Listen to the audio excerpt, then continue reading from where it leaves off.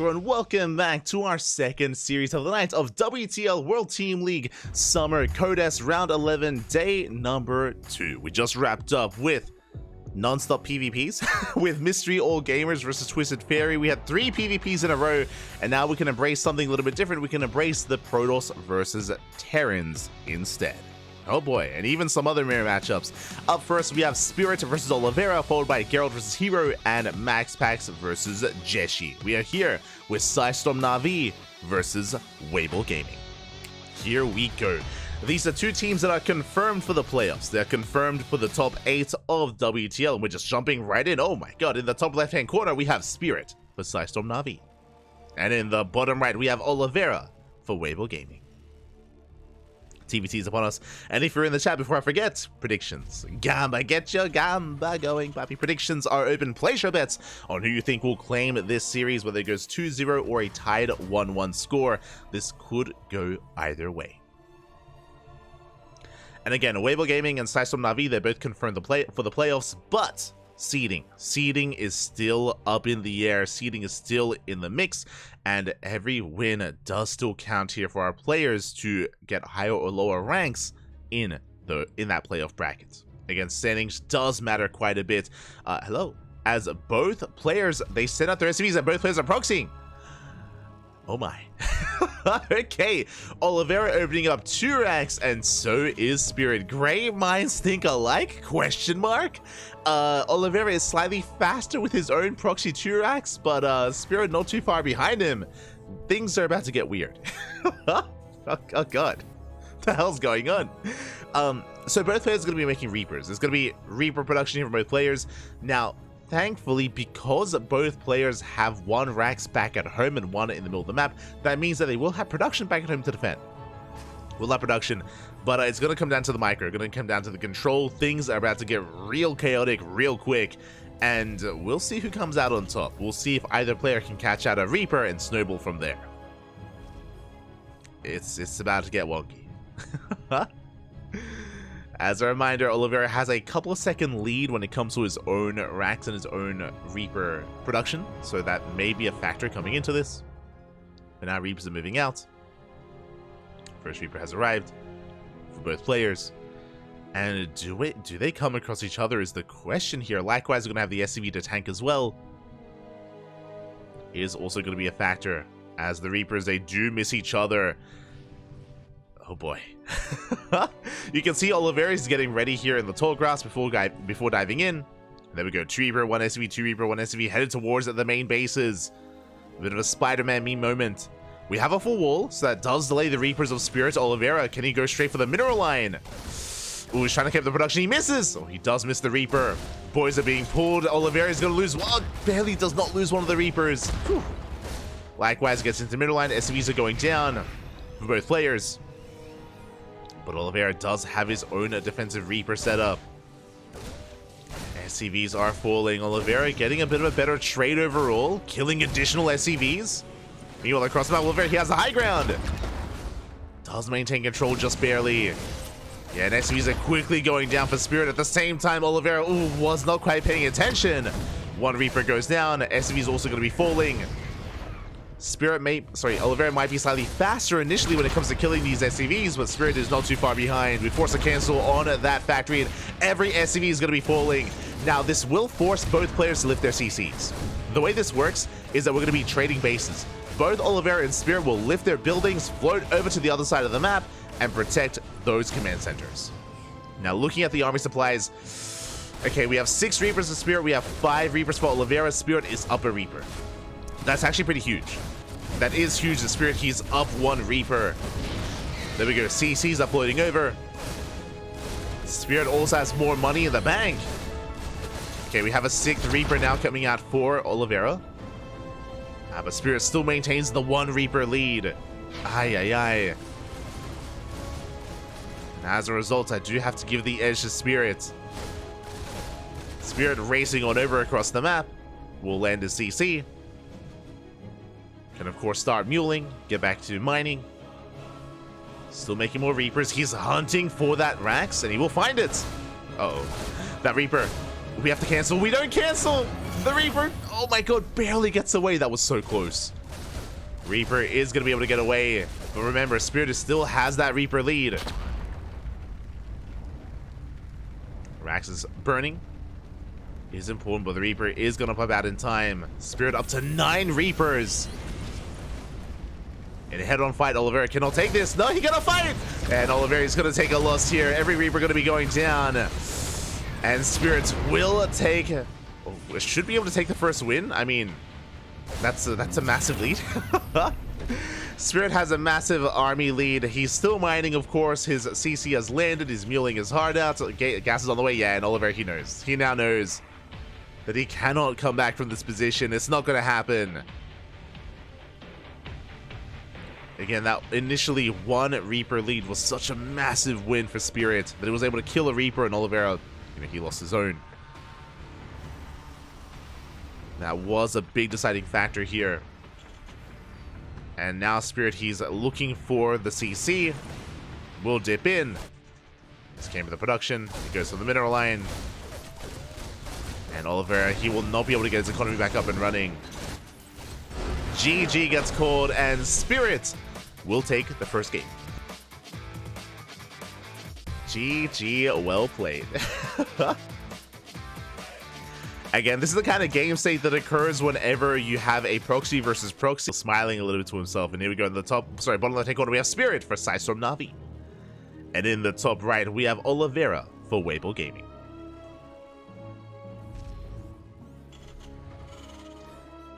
SCV's moving out.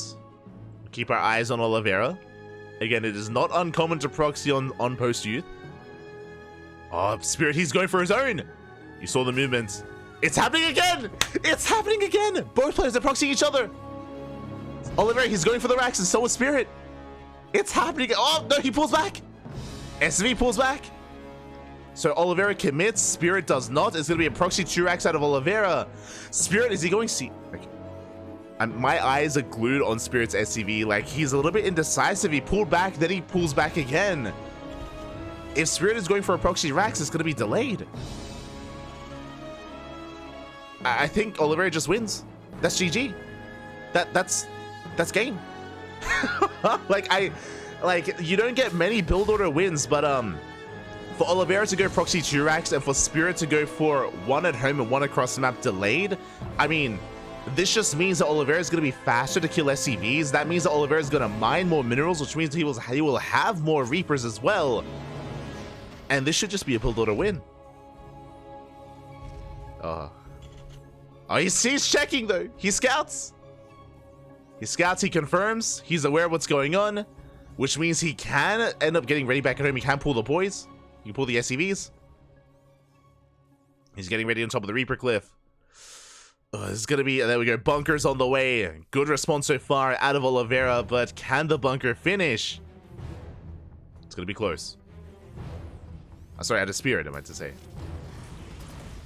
Reaper dips in. Ooh, what Oliveira does shoot first. Oh, KDA charge does complicate things though. Oliveira, he has to back off. Bunker will complete. And Spirit, he's rallying back home, but again, Oliveira has faster reinforcements. Yeah, he does bypass the Reaper cliff, heads towards the natural, gets an SCV. But again, so important here that we were able to scout this. The Reaper, oh my god, barely escapes. No one losing anything yet. And so far, Spirit, he's holding on. We're waiting for reinforcements. Oliveira, he recognizes what's going on. He is going to catch reinforcements. He's aware something is wrong. Where is your second racks? And he will find it. Does find it. Doesn't quite get on top of the Reaper. Spirit, he does slip away. But there's only so far he can go. Yeah, he's going to be chased down. Oof. Reaper does fall. Spirit is in trouble. Likewise, you can see Spirit also came to the production. Up. Oh, that was an A move. Reaper goes down. Sword move here by Spirit, where both came to the productions. Spirit forced a lift. Oliveira racing back. Both players have lost 1 Reaper each. But Oliveira still has the greater production here, but Cyclone's on the way. Spirit, he can hold on, just has to hold on to survive a little bit longer. Boys are being pulled. I'll shoot first. KDA charges have been thrown down. 1 Reaper falls. That is 5 SCV kills. But I think Spirit, he's okay. The Cyclone is coming. Whew. Oh my god. Cyclone does pop out, which means Spirit holds. He holds, he expands. We're getting ready for a longer game, and meanwhile, Oliveira has yet to throw down his own CC. Okay, there we go. It's now on the way. So both players are expanding. We have survived the early game despite the chaotic nature of this series so far. We're getting in towards the mid game. Reactor is denied. Oliveira maintains map control. Spirit is contained. And interesting, we have Tech Labs on the way. Is Oliveira gonna go Banshee? Sorry, I meant to say Spirit. God, the positioning of the names. Is Spirit gonna go Banshee? I'm curious. Spirit double expanding. That's the Spirit we know and love. He's going for a 3rd CC behind this. Bold move. As the observer's pointing out, there's that 3rd CC. Tech Labs have finished. We have not gone for an add-on swap. Meanwhile, Oliveira doing the same, also going for a 3rd CC. Dropping into the main. I'll pick up. Save the Cyclones. Ooh, we bleed out a Reaper. A rough loss for Oliveira. Bleeds out a Reaper, but he will threaten those depots. And can he bring them down? Depots are getting low. Gets a Reaper. Yeah, he will get the first depot. Can he get the second? Oh, it does overextend, bleeding out a lot of those Reapers. The medevac barely does escape. Whew. Oliveira backs off. Behind this, it's going to be Banshee, sorry, it's going to be Raven production. The other one. It's going to be Ravens for both players taking their 3rd bases, and we will calm things down, and we can enter a much longer game. Whew. Despite how aggressive the start of the game was. Going to be able to calm things down. Expand. Ooh, nice snipe. We go when we get 2 Cyclones. Oh my god. Spirit. Yeah, Oliveira shaking his head on cams. Not happy about that.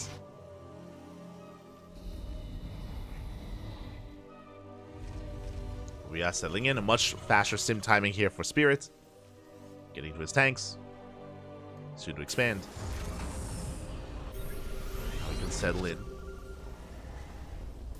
Scan reveals a 3rd CC timing. Oliveira is aware that Spirit is already expanding. And now there's a bit of pressure on Oliveira. Damage done across the map, going out with that drop.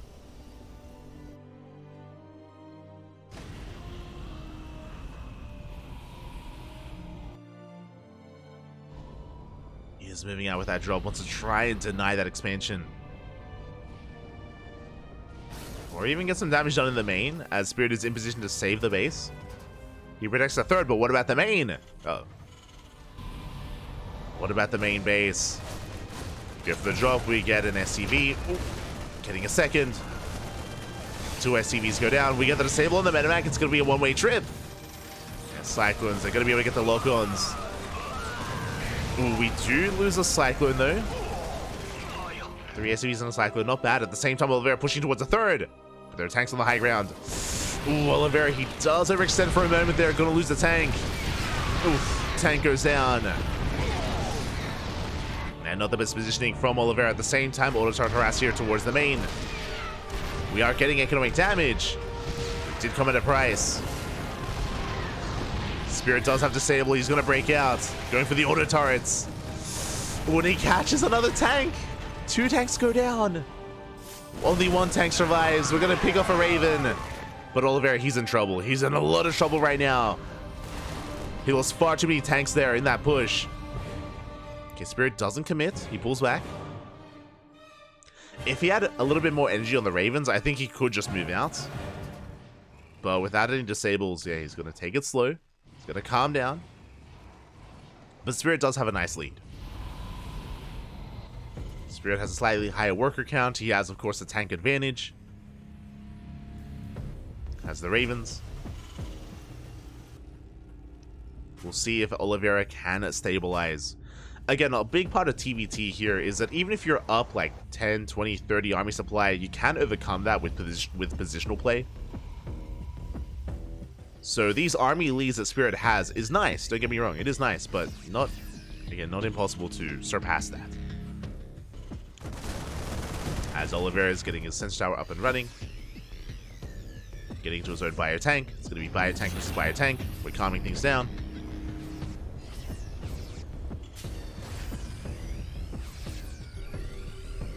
You see Spirit going for a second starport. Again, that's going to be for air control for Vikings. As Spirit is embracing Vikings, we are moving out with another double drop towards the main. Sensor Tower does finish up just in time. And it's not going to be easy to drop in.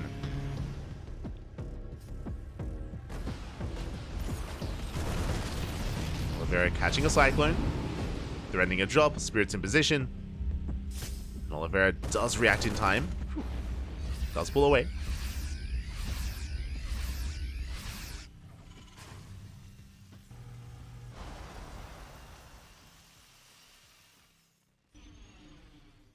Does pull away. Both players taking their fourth bases. Oliveira's on location.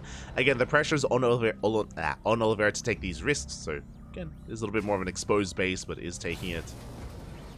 Has map control. Spirit double expanding. Okay, let's go.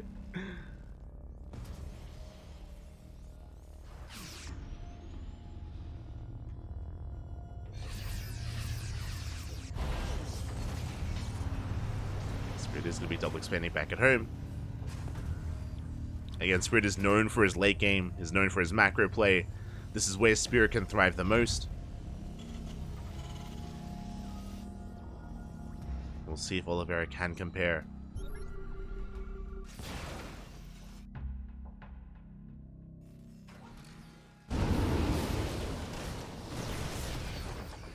Drop play, it can be a little bit more effective on some of these larger maps, but on a small map like Post-Youth, it is quite difficult. You can see here that Spirit, he has himself really well turtled up. Like, he's got sensor towers covering all of his expansions, all of his bases.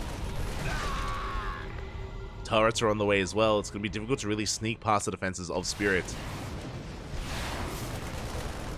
Likewise, Spirit has the air control, has invested quite heavily into these Vikings. Oliveira trying to sneak out with that drop. The turrets are done. We're boosting in. And we will make a pass. And just barely. One full medevac goes down. Two of them unload, but Spirit's in position. And we will clean this up. It's going to come at the cost of 9 SCVs, but that's going to be worth it here for Spirit. Cleans up the drop. Oliveira still being active, looking for another way in. If you're curious when it comes to the supplies here, Oliveira is up, but that is because he's very bio-heavy. He's very marine-heavy. Spirit, he's mainly going for it. It is still bio-tank, but mainly Vikings and tanks, less marine. So Oliveira has dive potential with a more mobile force, as Oliveira has essentially kind of given up on air control.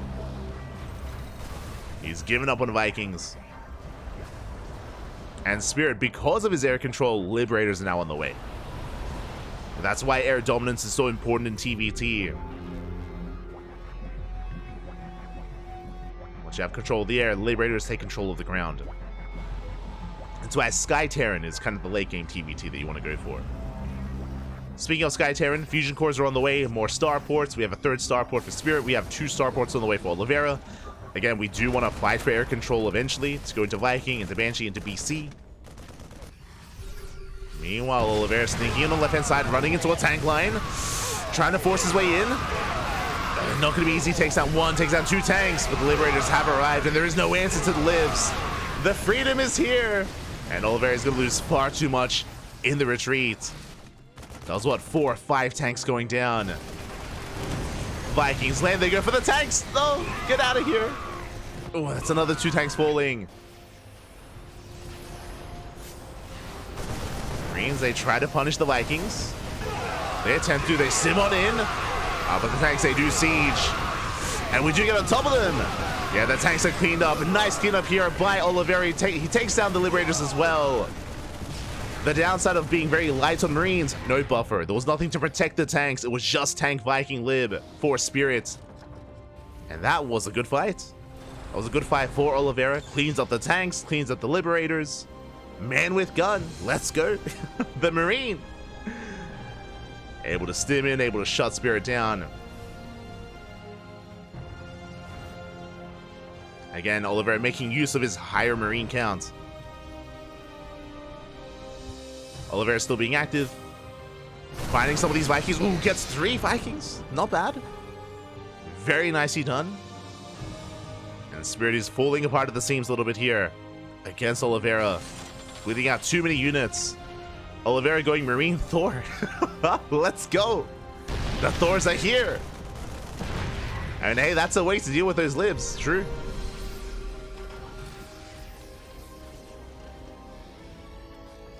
Couple of tanks are sprinkled in.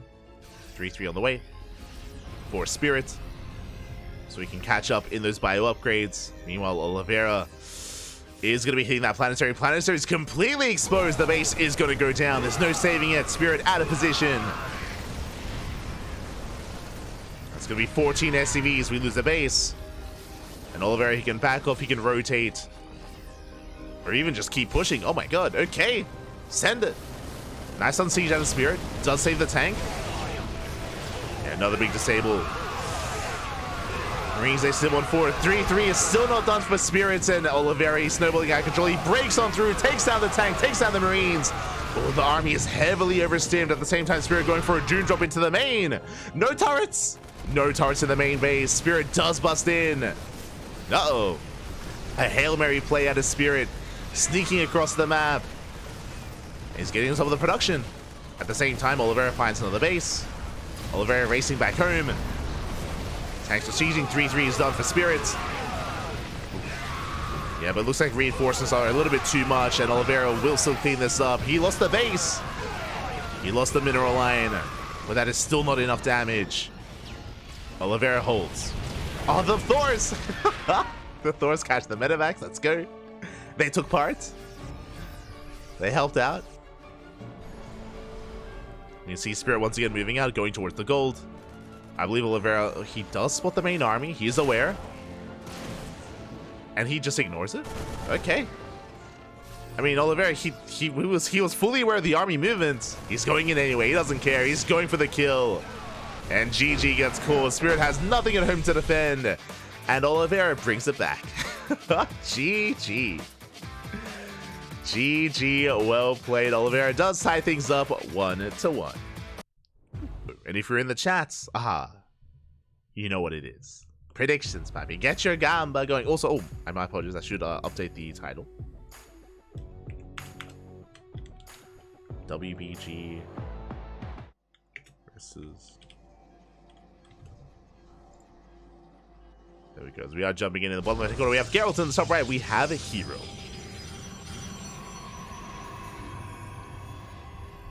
Just realized I had the wrong teams. Wait, hold on. I gotta fix this.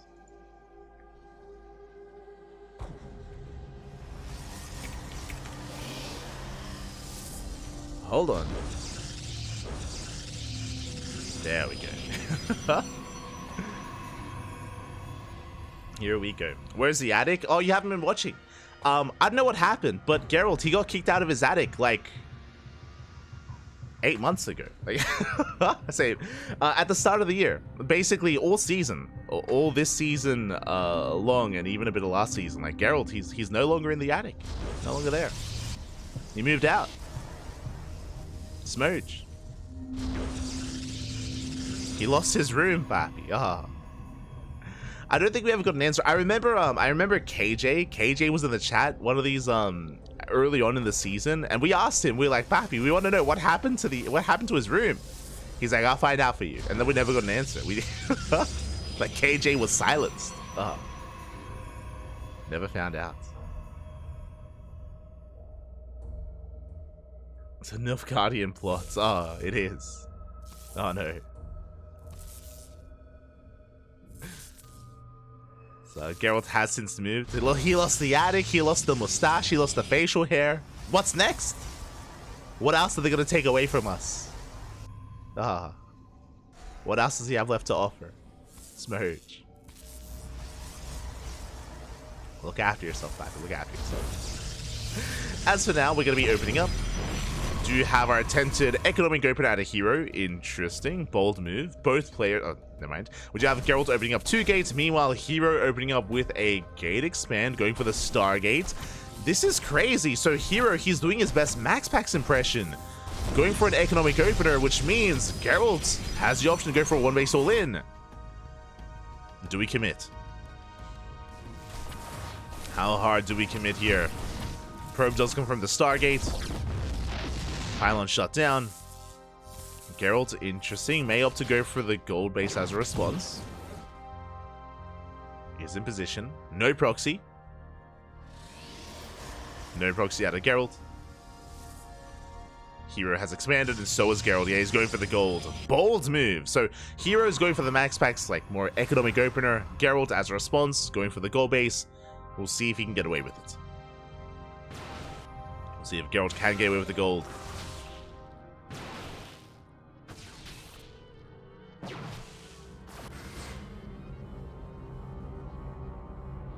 This Hero does pull away. Oracle's moving out. Oracle followed by Void Ray.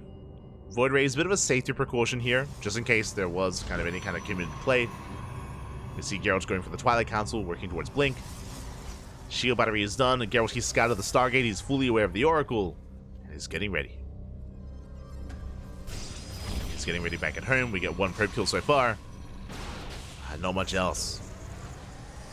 Hero forced back.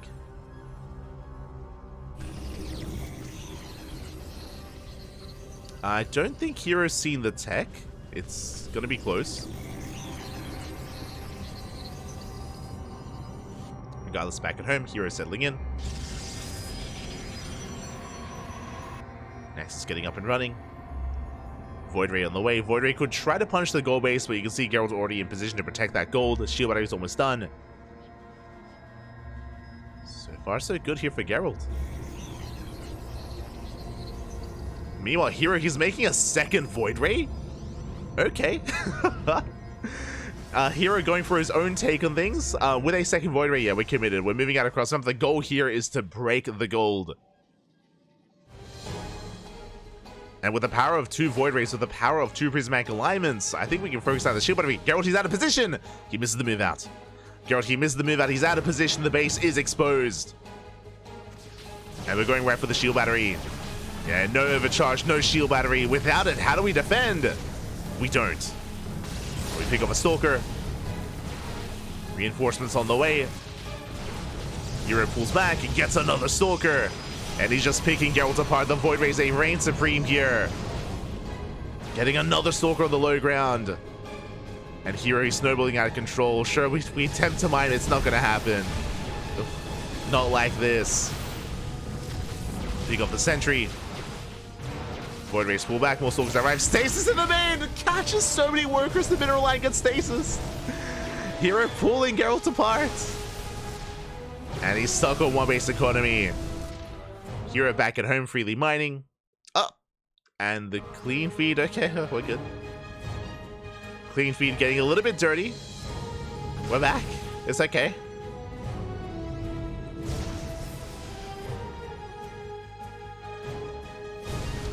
Do have Geralt attempting to break out.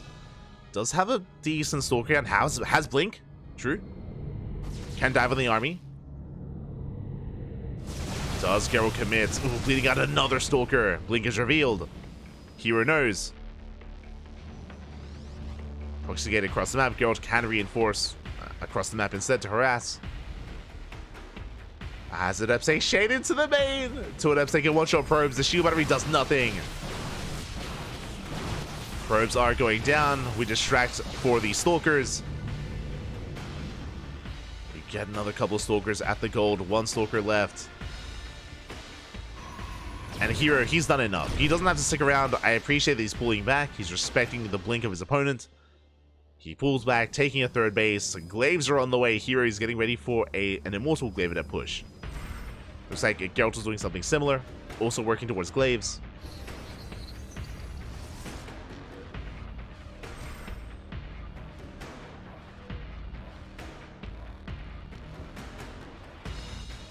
You can see Gerald shaking his head on cam zone, not happy about the game state, but has potential.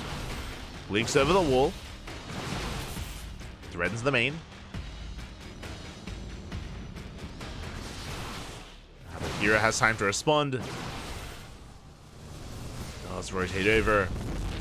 Okay, his goal here is to sandwich and collapse on these stalkers. Prison does overextend. That's an okay pickup, but it's going to cost us a lot of stalkers. Oh, God. So many stalkers do go down. Adept shedding in towards the expansion. Towards the natural. The Hero is here to punish it. And Hero is now moving out. He has triple the army supply of his opponent. He'll lose a stalker. Ooh, the blink is going to be punished as well. We got 1 Void Ray, but we lose 3 stalkers in the process. And here comes the main army of Hero.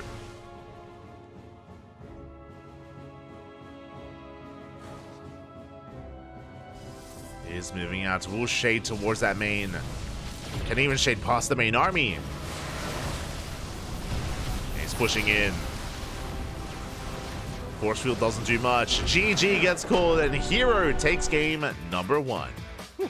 GG. Solid game there from Hero. Does take a lead. It was an interesting response. Hope you're doing well. But here we go. Spawning in the top left-hand corner, we have Gerald for Sidestorm Na'Vi. And in the bottom right, we have Hero for Weibo Gaming. Let's go. Oh, speaking of resubscribe, ARJ Skater subscribed with Twitch Prime for 31 months. It's been a while. It's been a while, Papi. I hope that your head is okay. I hope that your microwave is okay. Good to see you. Good to see you. ¿Qué tal? ¿Cómo estás? Bienvenidos. Bienvenidos. All the support. Do appreciate it. Thank you. Thank you. As we are going to be settling into game 2. Hero has a lead. But on a map like Golden Aura, we should be seeing some much more standard 2-gate openers instead. Keep an eye on both of our players. Microwave is still hanging. Oh, no. It's hanging on by a thread.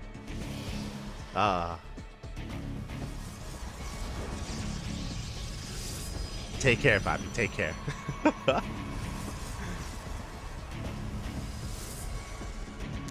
As now there it is, 2-gate open out of Hero, 2-gate open out of Gerald. Should be headed towards... I mean, we'll see. We'll see if we do embrace double Stalker play. We'll see if we embrace double Adept. There is a probe hidden out on the map. I believe that is Hero's probe.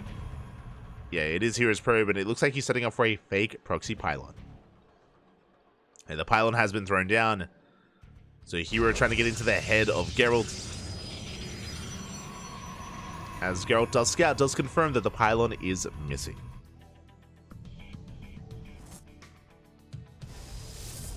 And there's that pylon towards the south of the map. The ideal for Hero is to force Gerald to send out a second worker to scout, to force some more inefficient mining. It is going to be double stalk out of Gerald. Meanwhile, Hero opening up Sentry. Okay, so the way this works is he cancels the Zealot. As you can see here, it's going to be a single Sentry opener into a faster expansion. Much more greedy play by Hero. Is setting up. Meanwhile, a bit. Oh my god! A shout out to ARJ Skate. It's good to see you again. As he doesn't just resubscribe, he does give 10 tier 1 subs to the community. Thank you, Papi. Thank you. God. Thank you so much for the gifted subs. We appreciate it. ARJ Skater was a long-time viewer from back in the day, from many years ago. Took a bit of a break, took some time off, focusing on other IRL commitments, but it's good to see you again after so long.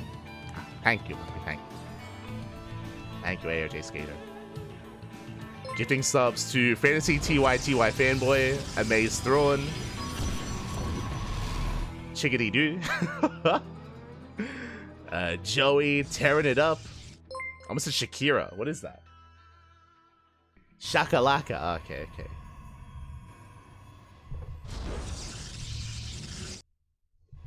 Logiobot Monteon. Oh, Monteon! And Warlord Uba. Ah, thank you. Gracias, AJ Skates. Gracias. Much love. As now we're settling in. Again, Hero does have a lead when it comes to his Nexus timing. Does have that lead. Meanwhile, across now we have our tech of choice. Gerald going for a slightly later expansion, going for the Twilight Council. Robo's on the way for a hero. So we're going to have a different dynamic here. We're going to have a kind of a weird dynamic where Gerald is going to have a more mobile army. He's going to have Mass Blink Stalker. Meanwhile, Hero can make up for that with Immortal Production instead.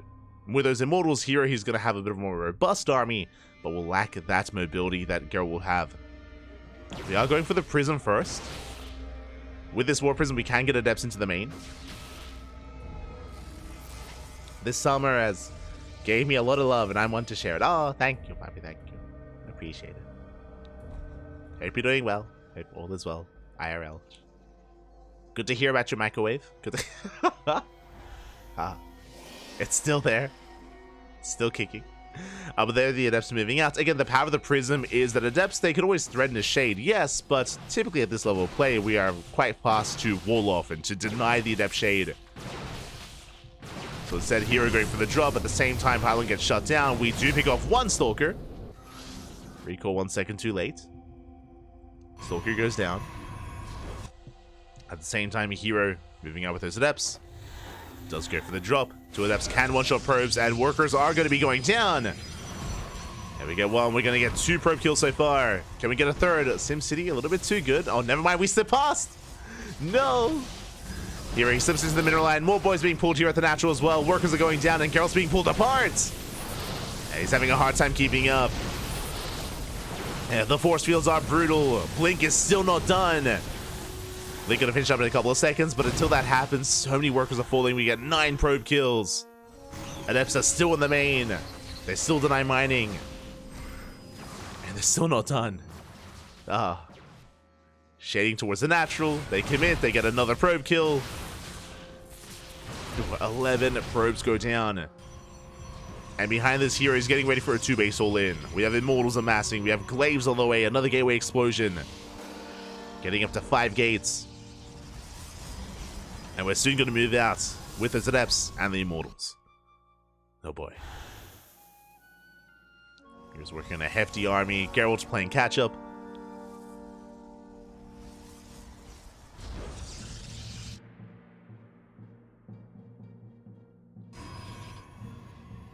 There are bolts. Okay.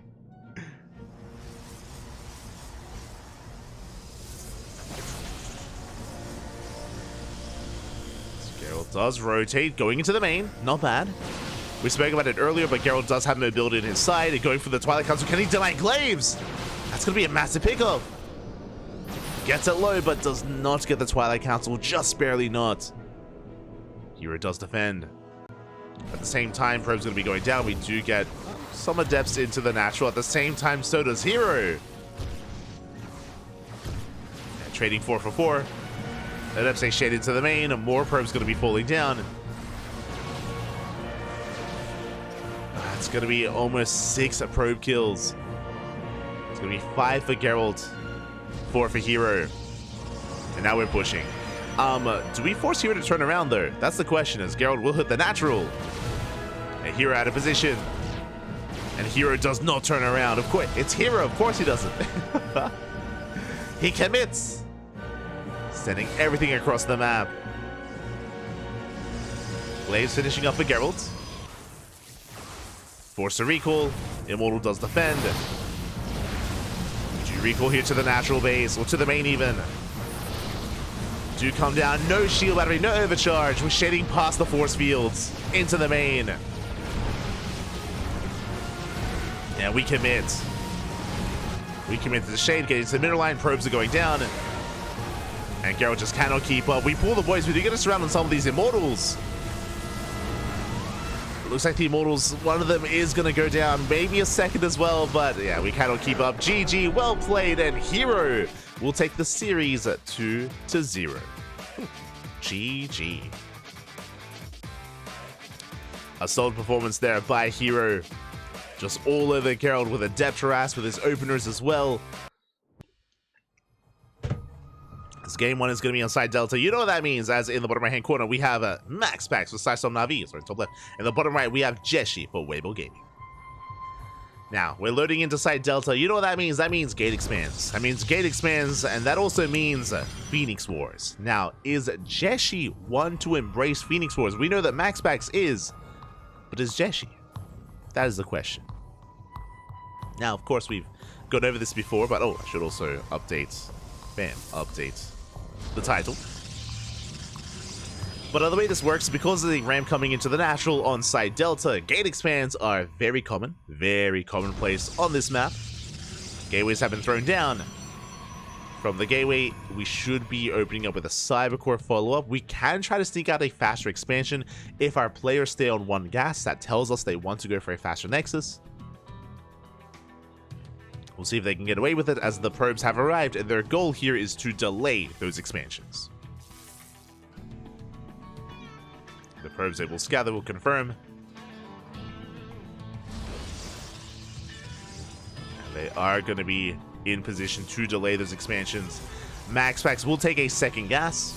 So MaxPax is getting ready for a tech opener instead. Cybercores have been thrown down, and Jieshi is still on one gas geyser. You can see Jieshi has the money. He has the minerals for an expansion. He gets it! Does get the expansion down. Whew.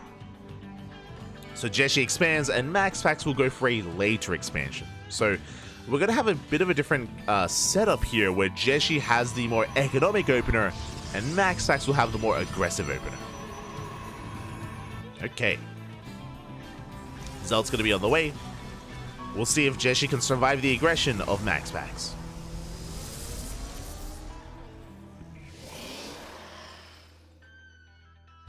We shall see. A shield battery has been thrown down. Pylon did finish. Yeah, and MaxPax is going to be rallying across the map with the Zealot, with the Adepts. Another shield battery on the way. We spoke about it. Jieshi chose to be more greedy, and now he has to face the wrath of MaxPax, as that is 3 shield batteries on the way. Zealot about to arrive, Adept on the horizon as well. And can we deny these shield batteries? Taking a lot of damage. Zealot has made it. Second shield battery on the way for Jieshi. Zealot breaks through the first probe.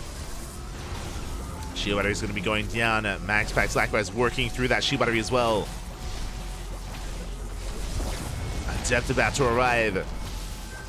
Zelda is going to be pinned back. So far, nice control with those probes. Very nicely done. Zealot is going to be going down. We're running out of energy. Nice pick up. We hear the Zealot. Adept is still up and running, but it looks like Jieshi will defend. He will defend. He will shut this down. But are we ready in the main? We are. We have a shield battery as well. MaxPax moving out. MaxPax expanding back at home. Ooh, the Stalkers are kept busy. And again, because of all this chaos, that does give the opportunity for MaxPax to get into the mineral lines. Adepts have arrived. Probes are going down. Ooh, Jieshi, he was not able to clean this up in time. And here comes the Oracle. Into the main. We go for the stasis. Does he react in time? No, he doesn't pull away. Massive stasis in the main. No mining whatsoever. 0 mining in the main base. Barely an economy at the natural.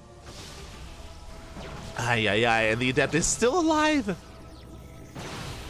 Finally, it's going to go down. But this is a good way for MaxPax to catch up. And we're not done. That first Oracle joined by a second. Now 2 Oracles headed into the main. Stalker's getting ready.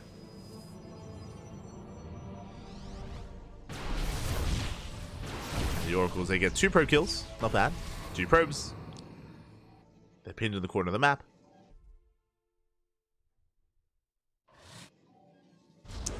Twilight Council's on the way.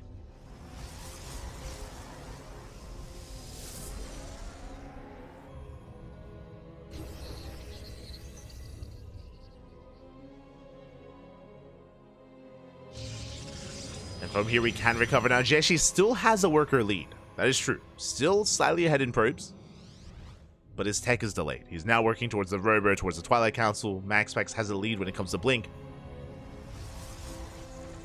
Now because of the openers, we have kind of broken the chains and broken out of anything crazy like Phoenix Wars. Thankfully. Thanks to Jieshi.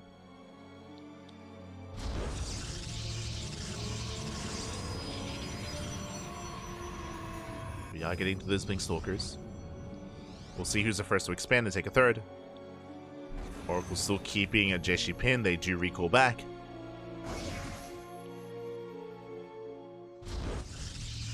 We recall back home. MaxPax setting up a reinforcing proxy gateway and pylon.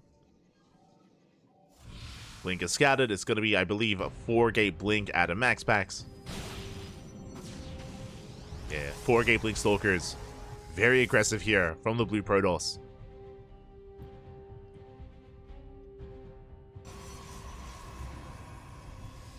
We'll see if Jieshi can keep up.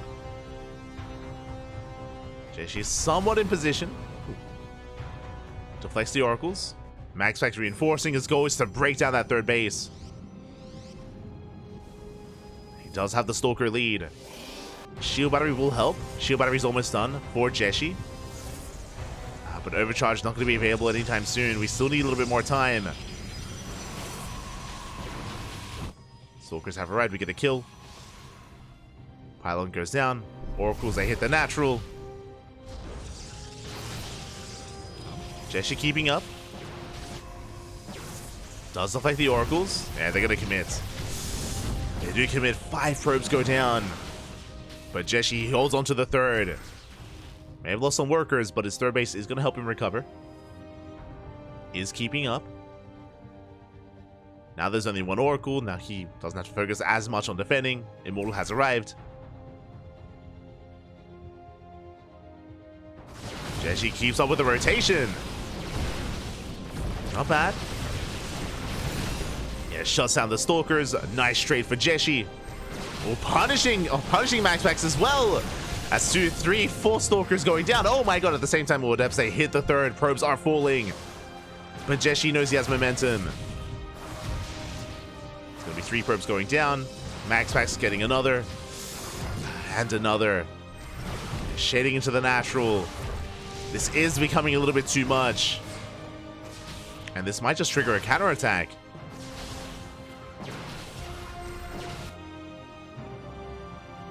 Jieshi does rotate, does find the proxy gateway.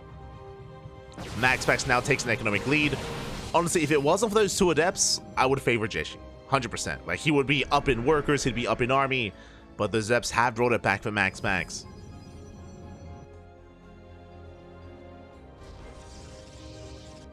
Behind this, working towards +1, working towards charge. Jieshi's getting ready for his move out. We're waiting for the Warp Prism, then we can push. In a head-on fight, I do still favor Jieshi because of the Immortals. MaxPax, he knows that. He cannot fight head-on. Has to back off. And we're pushing. We are moving out. At the same time, Oracle towards the main can threaten the stasis. Leading out of the Stalker. MaxPax in a bit of trouble here. The stasis. Does Jieshi see? He has the Oracle up. Oh my god, he does spot it. Does spot it with the Oracle. Shuts down the stasis. He's pushing in. And MaxPax, can he hold? Can he survive? We have the overcharge. We're holding. Gonna be holding on. Oracle towards the natural. Getting more probe kills. And at this point, Jieshi just has to go. Charge is now done for MaxPax. That will complicate things. But the army supply is still in favor of Jieshi. He's breaking through. He will take down this third base. Say that. More reinforcements are on the way. MaxPax going to try and hold on, but the concave in favor of Jieshi. Remember, 1 win is all he needs. Boys are being pulled. MaxPax getting desperate. Does go for the Immortal. Immortal goes down. Probes are tanking a lot of shots. We're going to lose the mineral line, though, and the base as well. And Jieshi, it looks like he has done it. He's breaking on through. Immortal is coming out to reinforce. But Jieshi doesn't have enough. He's coming in from behind. He goes to the Immortal. He snipes. The Immortal gets sniped. It looks like Jieshi, he has done it. He's breaking through. MaxPax may be the ace player. He might be the best player, the best Protoss in Europe. But GG gets called. Jieshi fights back. And he wins it for his team for Weibo Gaming. Let's go. GG. GG, well played. Jieshi will take 0 people 2-0, 0 people 1-1. That means the house walks away with the points, papi. I mean, aye. But here we go, sporting in the bottom right hand corner, we have MaxPax for Psystorm Na'Vi. In the top left, we have Jieshi for Weibo Gaming. Here we go.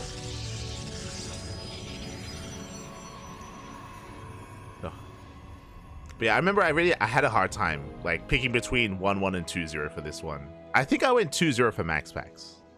I want to say I went for 2-0 MaxPax. Let me just double check.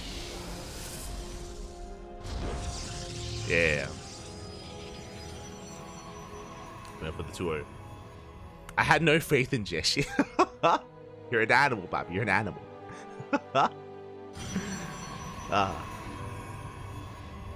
Hopefully he earns your faith for next time. Hopefully. That's the goal at least. As we do get into our openers, Jieshi opening up double gas. Entering our 2-gate setup. Meanwhile, MaxPax is going for a gate expand. So now we enter a game state where Jieshi has the option to go for one base all in. Jieshi has the option, and we'll see if he can put the defenses of MaxPax to the test. We've seen this time and time again, you know, where MaxPax goes for an economic opener and his opponent goes for the all-in. Oh, looks like Jieshi going for either a fake proxy pylon or maybe a proxy Stargate. Okay. Bold move.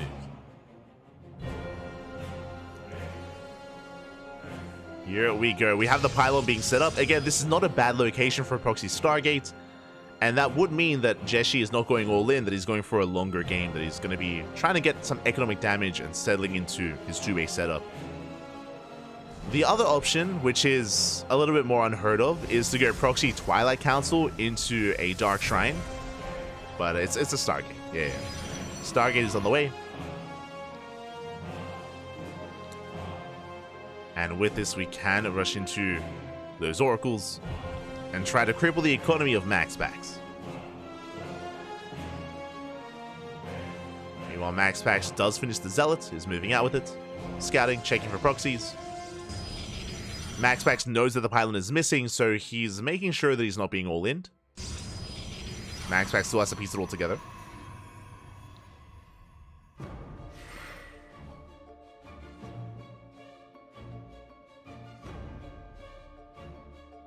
Still does have to piece it all together here.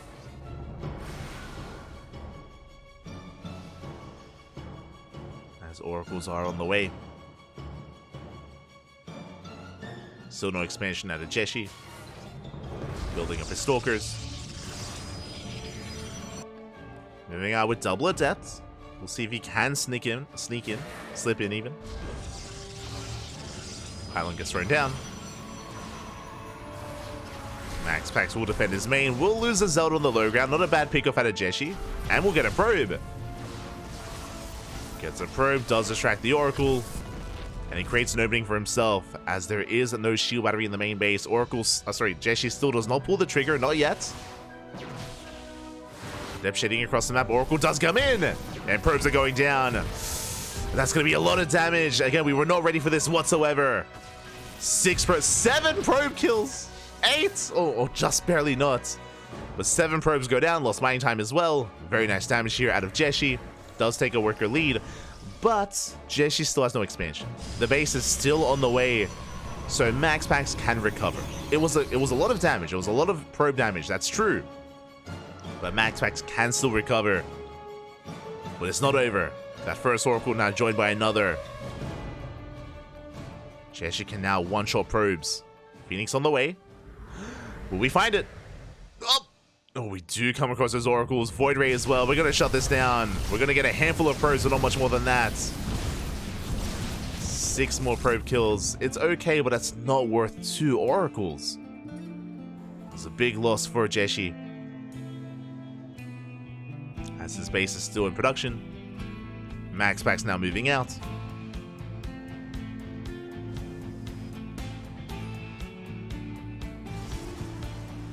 Jieshi needs to win 2-0 to give Hero an extra favor for best toss season MVP. Oh, I see. I didn't. Yeah, there you go. True. The team league is keeping rank of like best performing players from their respective races, but here we go. We do go for a massive counterattack. Void Ray has arrived. We focus on the first Stalker, and the shield battery is barely not ready. And we'll finish up just in time, and Jieshi will defend. He's going to chase this down. Takes down the Phoenix. Does barely not take down the Stalker. At the same time, Oracle hits the natural. 3 probes go down. bad. Not bad damage here out of MaxPax. Jieshi did well for himself, but wasn't able to catch that Stalker. Did lose extra workers. MaxPax is now recovered economically.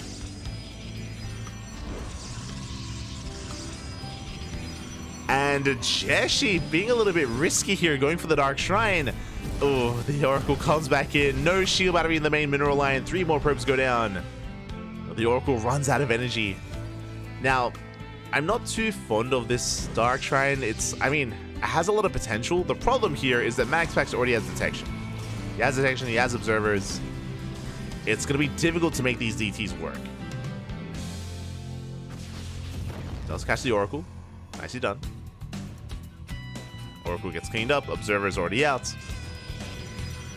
Now, even if there's observers, we can catch MaxPax out of position. He might be forced to recall the observer back home. Proxy pylon being set up. And DTs are on the horizon here. We just have the one observer. Bear that in mind. No second observer yet. So we have to keep an eye on the recall. Ooh, Phoenix taking a lot of damage. Rotates around, checks the main. Observer heads towards the main base of Jieshi. Ooh, and if the observer scouts this, then we will make another observer back at home. Now we're checking the third location. MaxPax does confirm. There is an expansion on the way. DTs are warping in. And remember, there is no detection back at home. We will have to recall. DTs are waddling in towards the main. And probes are going down. We're getting a lot of damage in the natural base. There's that recall into the main. The observer does make it back home, but we get 7 probe kills. We get 8. Can we get 9? Can we get 10? 10 probes go down. Very nicely done. At the same time, Jieshi hits the third base. Denies the shield battery. Won't be able to force a cancel, but does get another probe. Now let's get the hell out of here. Well, the Phoenix. Oh my god. Phoenix will escape. Jieshi pulls back, and Jieshi takes a very nice worker lead. Very nice lead here for Jieshi.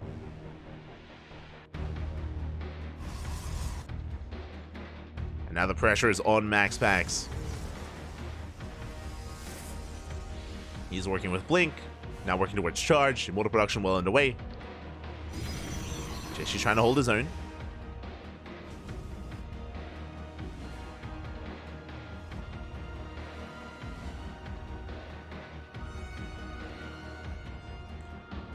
Really, my eyes are on MaxPax to see how he comes back. I mean, we can always go for a depth harass. We can reinvest into oracles to try to get into mineral lines. We can try to outposition the main army and blink into the main.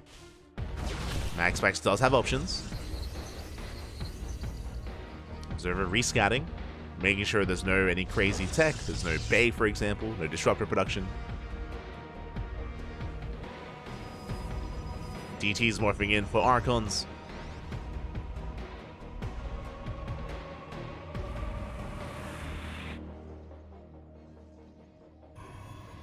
So far, Jieshi is looking solid.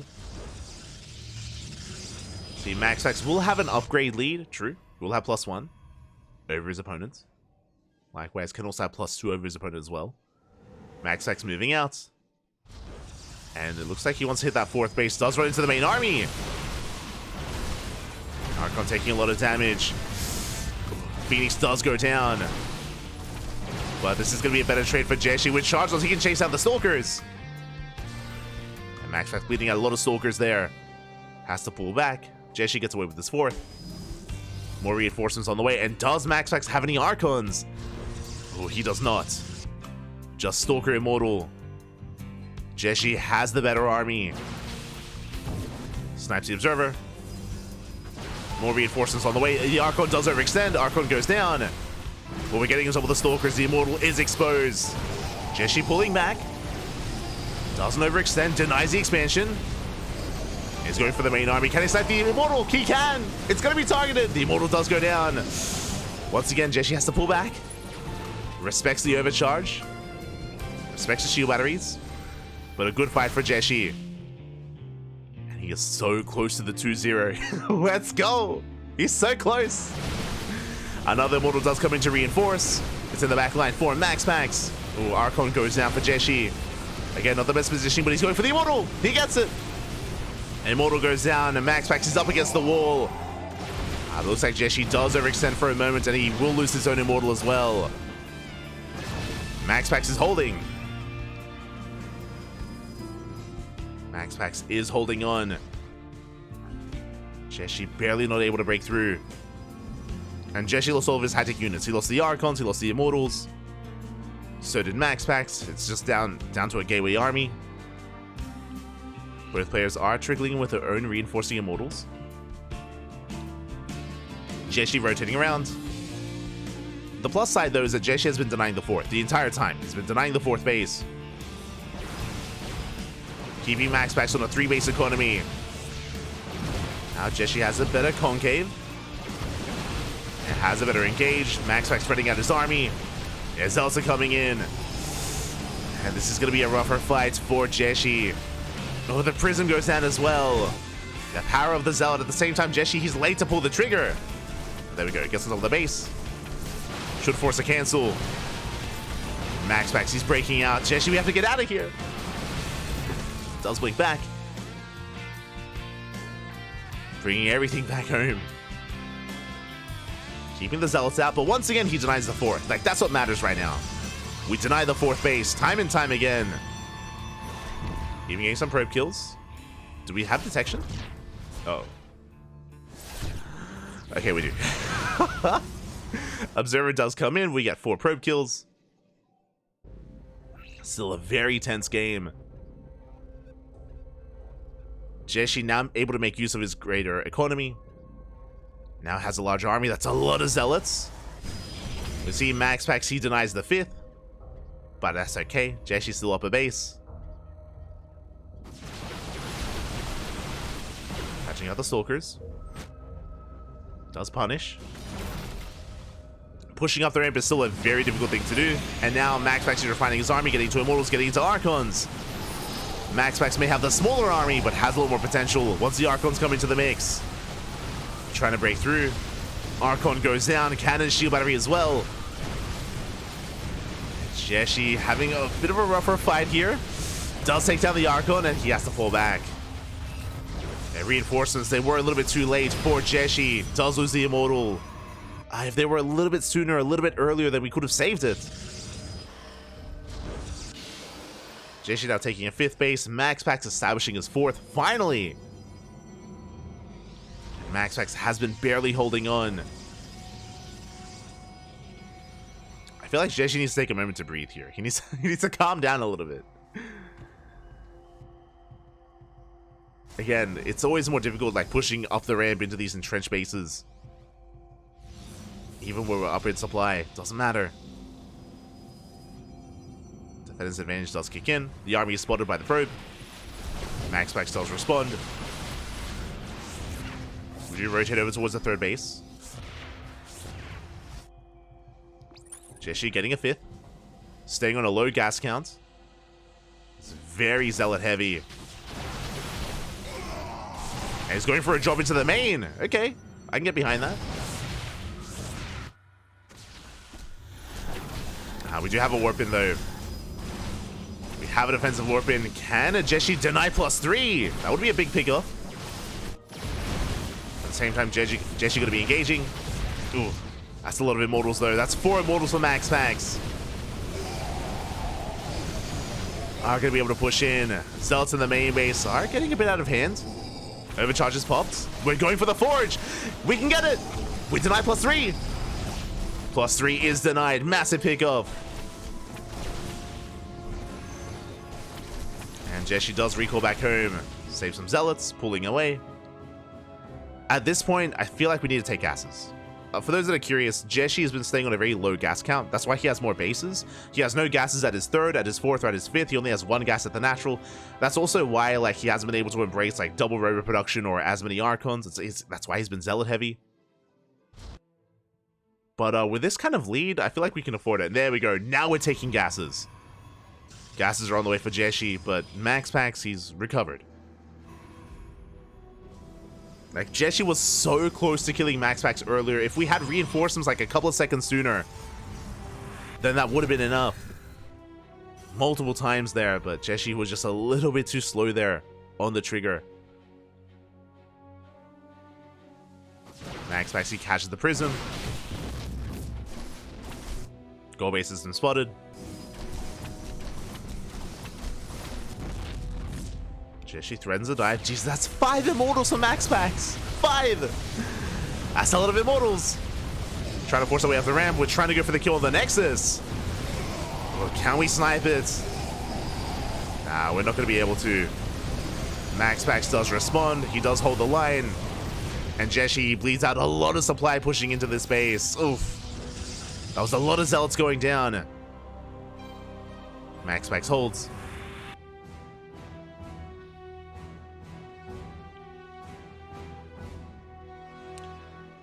I wouldn't be opposed, especially because now Jieshi's taking gases. The Bay. Throw down the Bay, get into disruptors. Like, at this point, I feel like we have to try to cut MaxPax off and tech further than him instead of trying to play catch up. But alas, no one has really embraced disruptors yet. So we can see Jieshi is going into Immortal Archon, but he's behind in the Immortal count quite heavily. Likewise, this time MaxPax is a healthy Archon count, so he can deal with all the Zealots. Like, I do favor MaxPax's army now.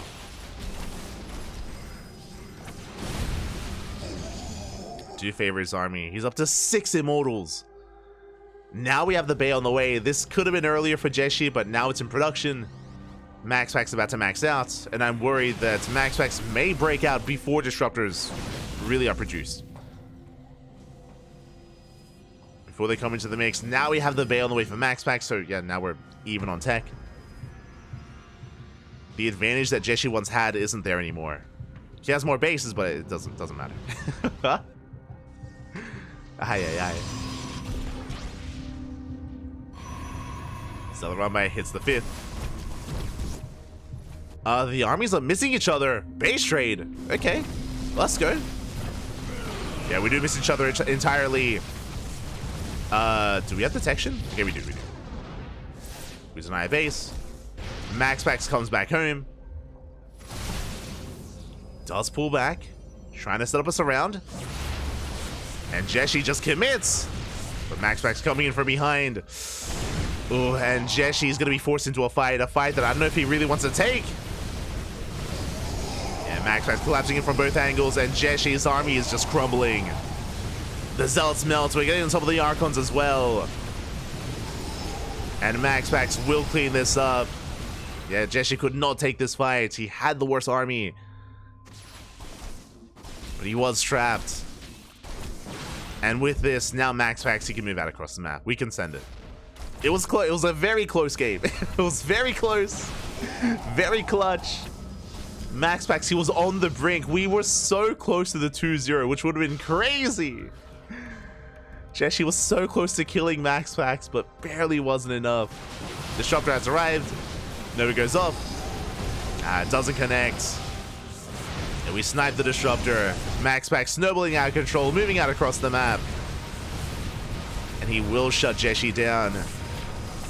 Zealot Rambai is going to force a defensive warp in. That's really all that Jieshi can hope for.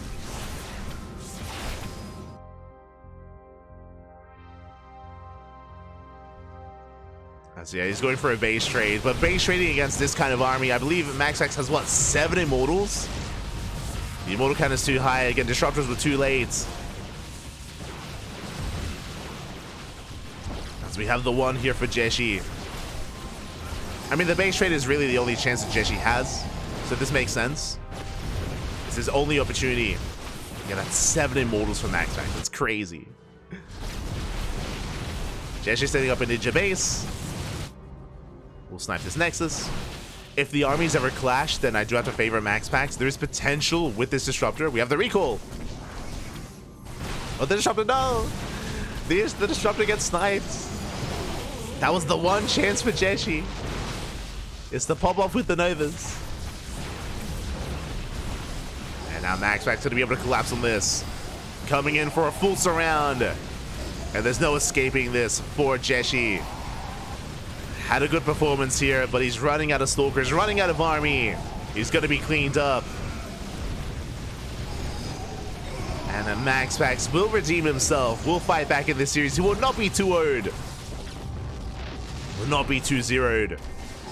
As Jieshi is down to this. This is his army. 2 Stalkers, a Disruptor, a handful of Zealots. This is all that Jieshi has left. And he was so close. But he did tunnel vision too much. Basically, Jieshi was stuck on a on a lack of gases, or on a gasless style, a gasless composition for far too long. At a certain point, he did have to recognize and realize that he just would not have enough to break through, and he needed a faster transition into extra gases, into disruptors. Alas, too little too late. And GG, well played, gets called, and MaxPax will tie up the series 1-1. And we'll put a point on the board. GG. GG, well played. Whew. What a series, what a best of 2. MaxPax, he does redeem himself towards the end, but Weibo Gaming will take the win. Weibo Gaming, they will claim victory here. Thanks to Jieshi, MaxPax needed a 2-0 to force the ace match, but Jieshi does deny it. And again, he was so close to 2-0ing. That was very impressive play there out of Jieshi. Very impressive stuff. There's the reason why we always praise them. We praise Jieshi, Lancer, and Firefly, always.